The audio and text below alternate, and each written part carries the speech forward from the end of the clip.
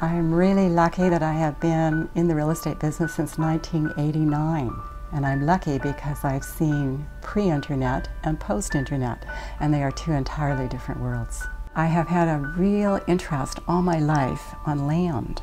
I love to walk land. Before I got into the business, real estate agents would phone me and invite me along and would sometimes turn to me and say, "What do you think this is worth?" And it turned out that I was spot on, just as an appraiser would be. And I do think that that's sort of a gift to have that rapport with land.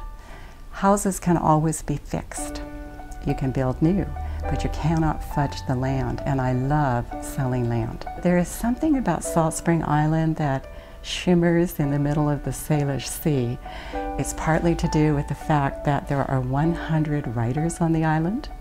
There are actually 400 people singing, if you can just think about that, in some sort of choral thing. Look at all the live musicians that play the gigs around town, and they're all really stellar. Plus the theater people, there's actors. The Salt Spring culture is driven by art. That really changes the dynamic on the island, which is quite something. The interesting thing about the island is that it offers everything.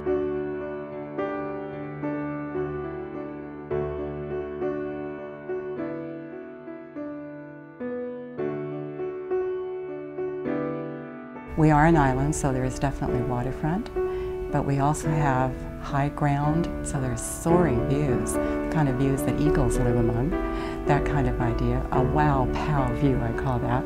There's also farms, because we left out the other really strong part of the island, which is the foodie paradise. This is a very temperate climate. We have vineyards. People are growing olives, which I find really interesting. And you can therefore have a farm experience. You could live in a Salt Spring version of a suburb, which is not like in a city at all, but it would have a more community feel. It's very important to me to take time. Sometimes I'm really lucky and someone will turn up and they'll be in my car and they'll buy at the end of the day. That does happen. Sometimes it takes 2 to 3 years. And for me, it's about patience, because I don't want to sell people just anything.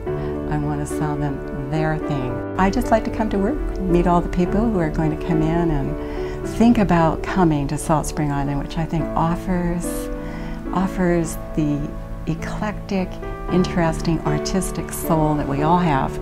And we get so involved in our day-to-day lives in a city atmosphere and we don't let it out.